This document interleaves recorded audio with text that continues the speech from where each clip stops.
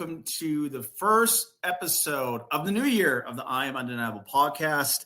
I'm very excited to do a couple of things. Number one, talk about today's topic, which is how to crush your New Year's fitness goals. And second is to just honestly bring a brand new energy going into this year. I felt like 2024 personally for me was a big internal transformation, like a lot of different shifts for myself. And the energy I'm bringing into the new year is with a lot more clarity, a lot more certainty, and in my words, a complete identity change. And that is something that I want to talk to you guys about today, is how to crush your New Year's fitness goals. Now, I'm going to give you guys like a literal step-by-step process on how you can do this. And if you always want to watch the replay, you can always go to my podcast on podcasting for Apple or Spotify. Search up I Am Undeniable. This will be uploaded within the next 24 hours as well. And one of the things I'm going to actually really talk about is I'm going to talk about some of the steps I give to my personal clients. Last year, one of my clients, Cameron, part of his New Year's fitness goal was to get super shredded. And we lost 40 pounds of body fat within 16 weeks. And when we went throughout that process, he went from 220 pounds to 180 pounds with a six-pack. And I'm going to teach you guys how to do that today.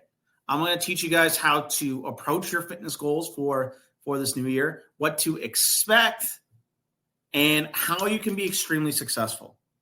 The only thing I do ask is to subscribe to the podcast if you're getting value. And second, message me your biggest takeaway. If you got massive value from this, I would love to hear about it. And yeah, let's really deep dive into how to crush your New Year's fitness goals and just really be certain into exactly what you're doing. So first thing that we have to understand is that 80% of people will fail their New Year's goals by February. It's across the board. This is just facts. This is science. And then after that, I think it's about like 13 or 70% of people after that will also drop off by March, right? Now, why do people fail on their New Year's goals? Well, number one, it's a lot of hype, right? It's New Year's, new year, new me. We're going to change. We're going to do this. We're going to quit this. We're going to get in shape, yada, yada, yada. I get it. I'm personally a big New Year's guy because this is the time of year that I reset, do all my goals for the year, and kind of continue that every single year. That cycle is like very meaningful to me. But the way I want you guys to approach it is not looking at this as I got a goal that I want to accomplish. You want to adopt what I call an identity change. In order to accomplish your fitness goals, you have to change your identity.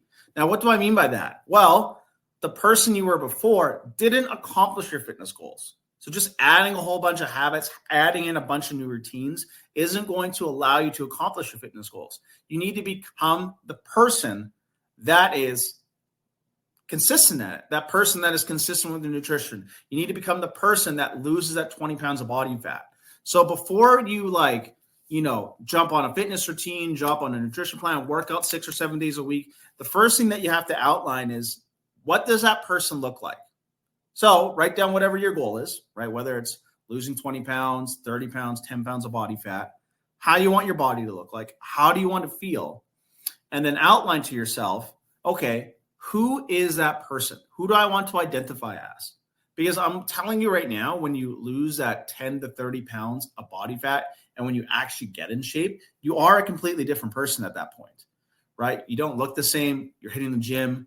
You're eating different, cleaner foods. People might look at you differently. You might have higher confidence, more energy. You're just going to naturally be a different person. That's just the way it is. And that's the best part. So my question to you is like, okay, well, what do I want that person to look like?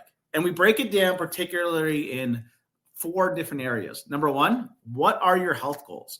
Like, what do you want to be known as health-wise, right? Like, describe yourself. If you were to describe yourself to a person after they lost 10, 20, or 30 pounds, what would that look like?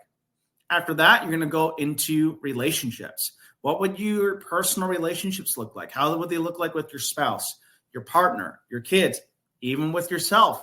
For me, being in shape means a big difference towards my girlfriend and the 2 kids we got at home, right? It's a big difference when it comes down to that.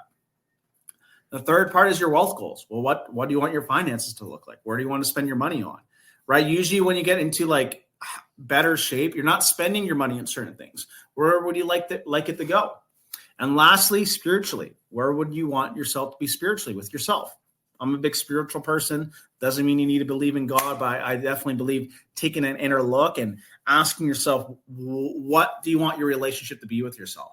So now after you kind of got that outline, right, you got this identity that you want to adopt. This is the person that you want to become, right? We got that vision. Now it's like, now we got to outline it into 3 different steps.